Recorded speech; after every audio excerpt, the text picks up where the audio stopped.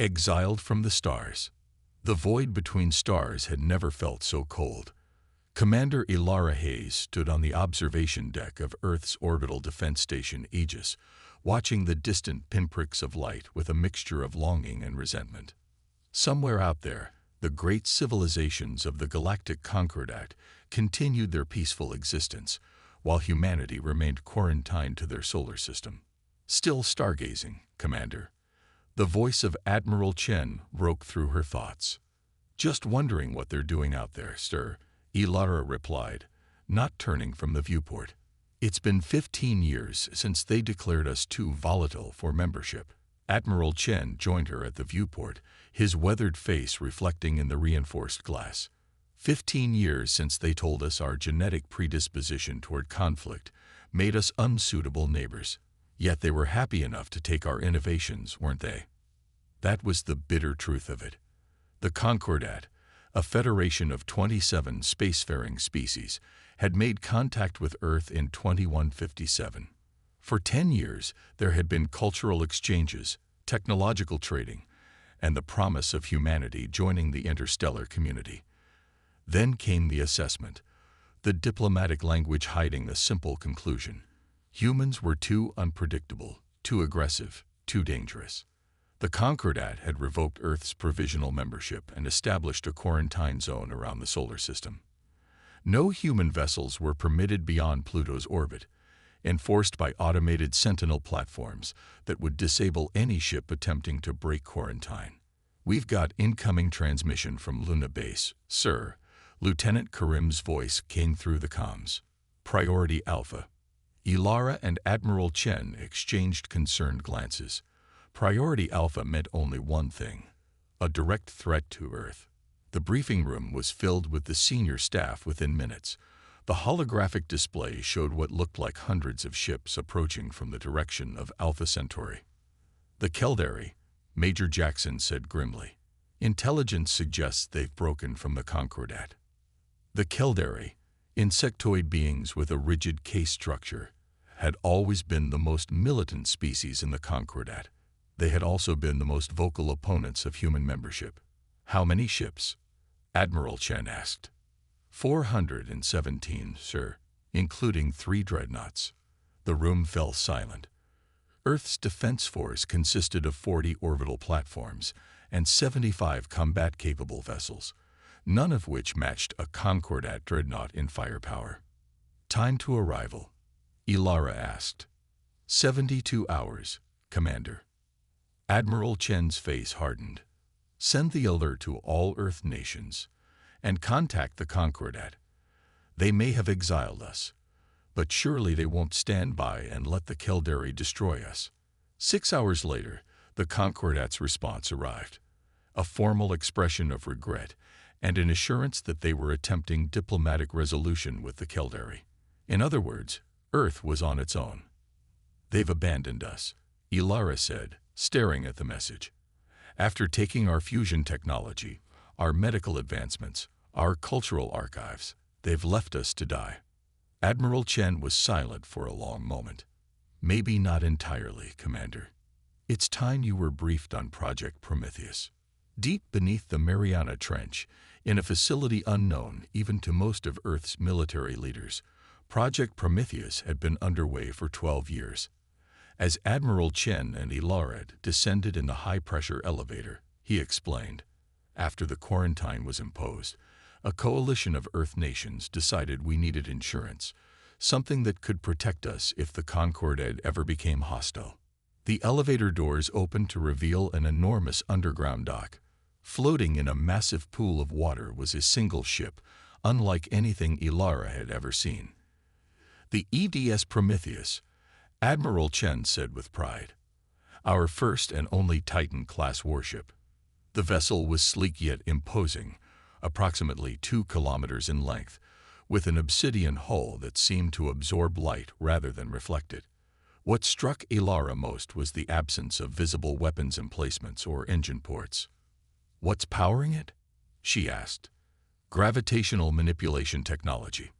The Concordat thinks we only developed basic fusion, but we reverse-engineered fragments of their technology and took it in, directions they never explored. Ilara turned to face the Admiral. "Why am I seeing this now?" "Because you're going to command it, Commander. Or rather, Captain Hayes." The next 48 hours were a blur of preparations. The Prometheus was moved from its underwater berth to a position behind Mars, hidden from the approaching Kildare fleet. Its crew, an elite selection of Earth's finest, had trained for years in simulation, but never aboard the actual vessel. As Ilara familiarized herself with the ship's systems, she discovered capabilities that seemed almost magical. The Prometheus could manipulate gravity fields not just for propulsion, but as weapons, shields, and sensors. Its hull contained programmable matter that could reconfigure based on battlefield needs.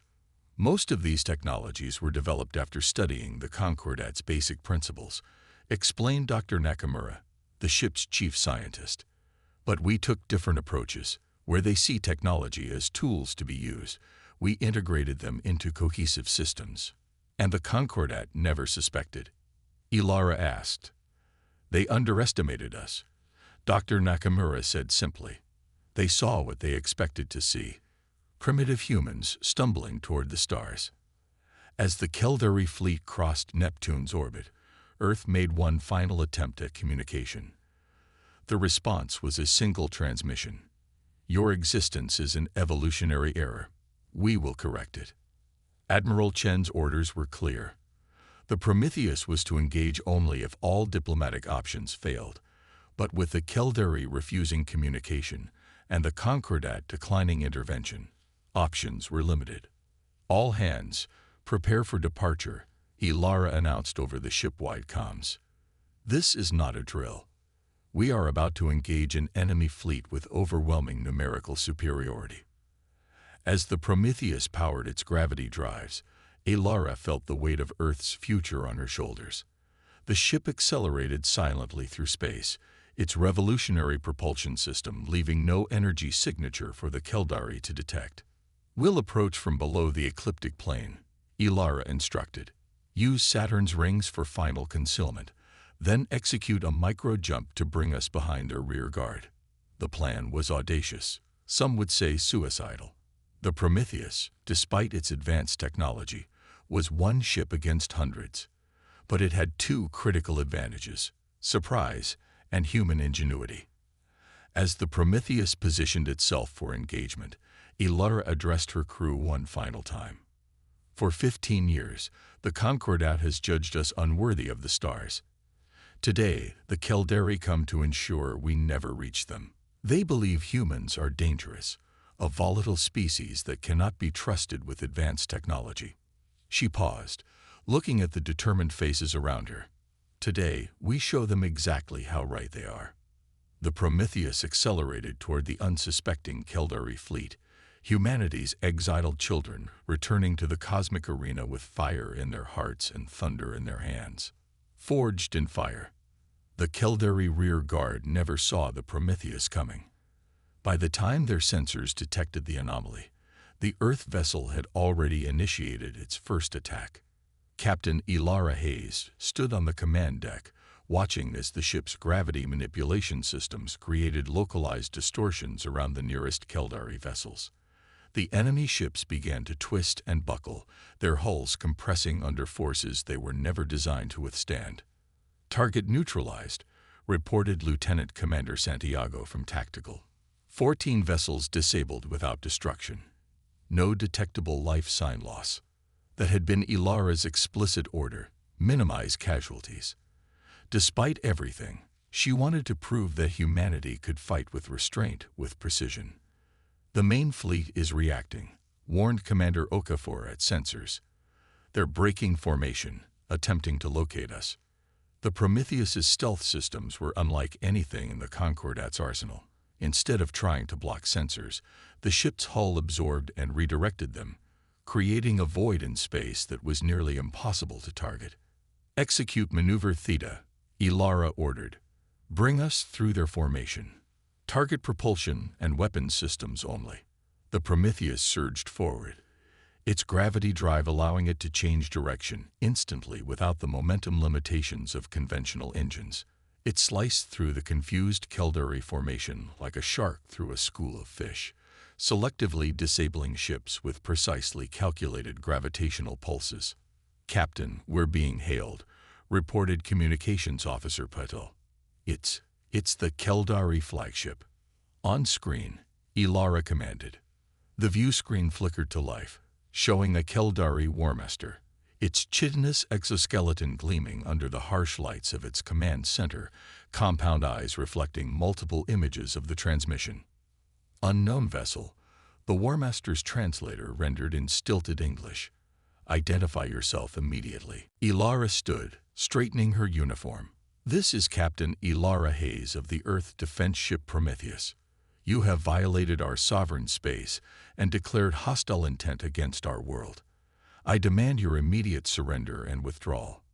The Keldari Warmaster's mandibles clicked rapidly, the equivalent of laughter. "One ship demands the surrender of our armada. Your species' arrogance will be your epitaph." "Perhaps," Ilara replied calmly. "But before you make that decision, you should know that we've disabled 27 of your vessels without destroying a single one. That was restraint, not weakness. We are giving you one opportunity to leave peacefully." The transmission cut abruptly. Moments later, the entire Keldari fleet reoriented toward the Prometheus's position. "They've locked weapons," Santiago reported. "Energy signatures indicate charging of primary cannons." "Deploy gravity shields," Ilara ordered, "and prepare the Charadis protocol." The space around the Prometheus warped visibly as the ship generated layered gravitational fields, not just deflecting incoming energy weapons, but actually curving their trajectories back toward their sources. Keldari vessels began taking hits from their own weapons, shields flaring and failing under the redirected energy. "Charadis protocol ready, Captain," Dr. Nakamura confirmed from the science station. Ilara took a deep breath. "Execute." The Prometheus's most fearsome capability went into effect. A controlled gravitational singularity generated directly in the center of the Keldari formation. Not powerful enough to form a true black hole, but strong enough to create a devastating vortex that began pulling ships toward its center. "The effect will last 90 seconds before dissipation," Nakamura explained. "Enough to disrupt their formation without causing catastrophic damage." On the view screen, chaos erupted among the Keldari fleet as vessels collided, trying to escape the unexpected gravitational pull. The 3 dreadnoughts fired their engines at maximum thrust, barely maintaining their position against the artificial gravity well. Receiving multiple distress calls from Keldari vessels, Patel reported. "Their propulsion systems are failing under the strain." "The Concordat is watching," Commander Okafor noted, pointing to long-range sensors that showed several observer vessels at the edge of the solar system. "They've been there since the Keldari arrived." Ilara's expression hardened. "Let them watch. Target the lead dreadnought's command center. Precision strike only." The Prometheus oriented toward the massive Keldari flagship, focusing its gravity manipulation systems to create a microscopic but intense distortion field. The effect was surgical. The command deck of the dreadnought imploded, leaving the rest of the ship intact. As the Charadis protocol dissipated, the Keldari fleet was in disarray. Nearly a third of their vessels were disabled, their flagship was decapitated, and the remaining ships were scattered across a wide area. "We're being hailed again," Patel announced. "It's the second dreadnought." The new Keldari commander appeared visibly agitated, its body language displaying what human synopsychologists had identified as severe stress. "What are you?" the Keldari demanded. "This technology is impossible." "Not impossible," Ilara replied. "Just improbable. The Concordat believed humans too volatile to handle advanced technology, so they never looked closely at what we were developing in isolation. Your mistake was believing their assessment." After a tense silence, the Keldari commander's posture shifted to what humans had learned was a gesture of formal recognition. "We will withdraw from Sol system. This conflict is reassessed." As the Keldari fleet regrouped and began their retreat, a new transmission came through, this one from one of the Concordat observer vessels. The face that appeared belonged to a Thalessian, the aquatic species that currently held the Concordet's High Council leadership. Captain Hayes, I presume. I am High Counselor Zira. The Concordat would appreciate an opportunity to discuss recent developments. 15 years too late, Counselor, Ilara responded. But we're willing to talk. On equal terms this time. The negotiations took place aboard the Prometheus itself, a calculated decision to allow the Concordat representatives to see firsthand what humanity had achieved in isolation. The delegation included representatives from 7 species, all visibly unsettled by being aboard a vessel with technology they had believed beyond human capability. You must understand our concern, High Counselor Zira explained, her translucent skin shifting colors with her emotions. A species with your instincts wielding such technology. A species that just demonstrated remarkable restraint. Ilara interrupted. We disabled rather than destroyed. We offered withdrawal rather than annihilation. What does that tell you about our instincts? The Arcturian delegate, a crystalline being whose thoughts processed at remarkable speed, spoke next. The quarantine was perhaps premature, based on historical data rather than potential. It was based on fear, Admiral Chen said, joining the conversation. Fear that we might eventually surpass you. Fear that was apparently justified. The discussions continued for days. The Concordat representatives were particularly interested in the gravity manipulation technology, which their scientists had theorized but never successfully implemented. What they found most surprising was not just that humans had developed it, but how they had integrated it with other systems in ways the Concordat species had never considered. You think differently, admitted the Volus representative, a methane breather whose environmental suit couldn't hide their fascination.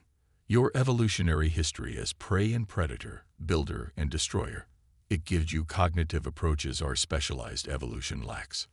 1 month after the Keldari retreat, the Concordat formally lifted the quarantine of Sol system. The terms of humanity's integration into the galactic community were cautious but respectful.